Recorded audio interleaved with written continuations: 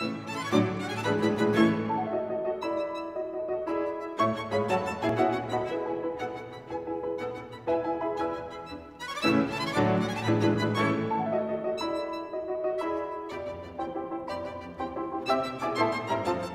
American artist expressing a century of life through her paintings. The Martin and Edith Stein collection of the works of Theresa Bernstein premiered at the Boca Raton Museum of Art in 2003. From the vibrant realism of New York City and the energy of the Jazz Age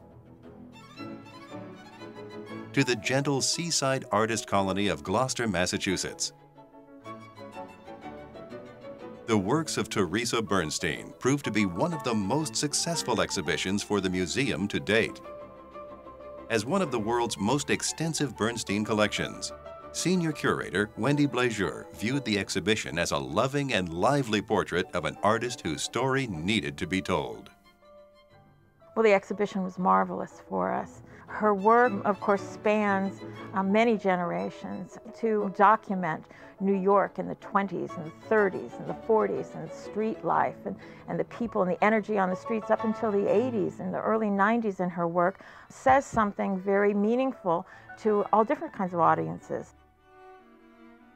And for Martin and Edith Stein, it was a long-time dream realized. When I walked in for the first time and I saw the Edith and Martin Stein exhibit of Theresa Bernstein, it was an extremely proud feeling. It made me feel proud that people came from 3 or 4 different states, those that I met, to see Theresa Bernstein's works.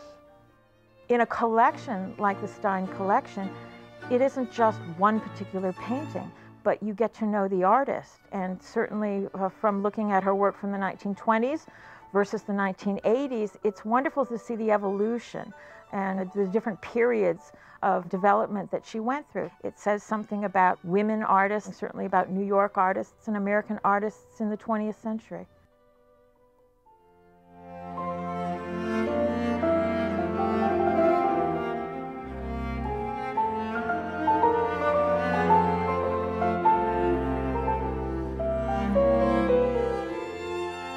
Feisty, spirited, strong-willed.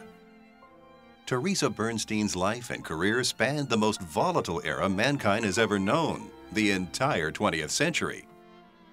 Not only had she lived in a changing world, she recorded it for generations through her art. Her story is one of overcoming enormous challenges, with great determination and a great love for humanity.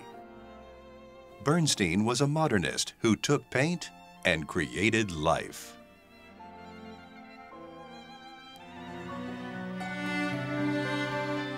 Born in Philadelphia in 1890, Theresa graduated from the Pennsylvania Academy of Design for Women in 1911.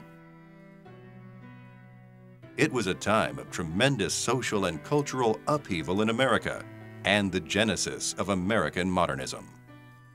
At that time, the teaching was based on European academic ideals. Paintings were to have slick, pristine surfaces. The subject matter was to be a particular kind of morally uplifting and beautiful, didactic kind of painting. But Theresa's style, command of color, and subject matter would soon evolve as she was introduced to New York life and the teachings of eminent artist Robert Henri. Robert Henri became her mentor, and she became associated with his group of artists that were really known as the New York realists. So Robert Henri's philosophy was that art cannot be separated from life, and he emphasized the actual gritty streets of New York and the reality and the painting of that time. Although never formally affiliated with Henri's loose association of artists, their commitment to contemporary subject matter, celebration of life, and expressive style became Theresa's rallying cry. As a painter, she sought subject matter that would involve a level of human interaction and people. She painted what she loved, what she saw, the common everyday experience of people in New York, pastoral scenes of mothers and child, the gathering of an audience, the putting together of an orchestra, the theatricality of musicians on stage. It was real. It was natural. She created line, she created depth, she created color.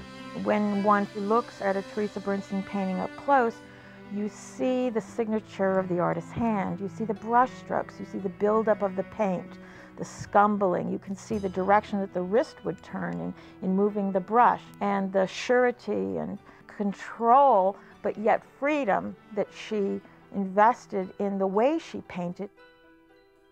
Even though a strong suffrage movement for women was building, female artists still found it difficult to get any recognition in the male-dominated art world of the early 20th century. To counteract this prejudice, Theresa disguised her gender by signing her paintings with her last name, or T. Bernstein. That's a very powerful thing that she did to promote her own career. Should she be judged as a woman in a time when women weren't accepted as independent artists with independent careers? Why try to work through that kind of prejudice when she could even the playing field by just signing it Bernstein or T. Bernstein? This strategy worked for Theresa, as well-known juries and critics from the New York Times began to recognize and applaud her work, not knowing it was done by a woman. She held her own in a world that was not embracing an independent woman artist.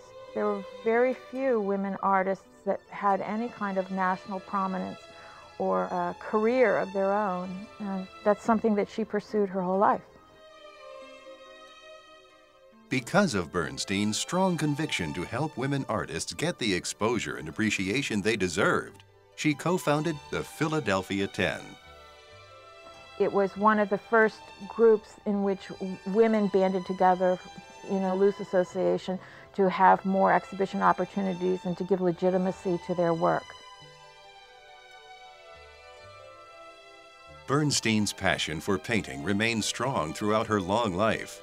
When she once broke her hand during the middle of her career, she began to paint with her left. And towards the end of the century, when she could no longer hold a brush due to age, she still continued to create works of art by squeezing paint from the tubes. Although painting for nearly a century and striving for national prominence, Theresa initially focused her attention on furthering the career of her husband and fellow artist, William Meyerowitz. Actually, William was in the forefront. Theresa continued to paint, but she wasn't displaying or offering.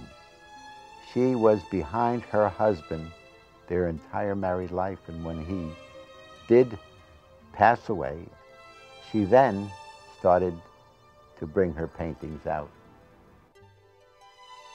Bernstein's talents extended beyond painting, as she also wrote poetry and authored 6 books in her career, including the charming children's story entitled Rabbitville, in which she illustrated.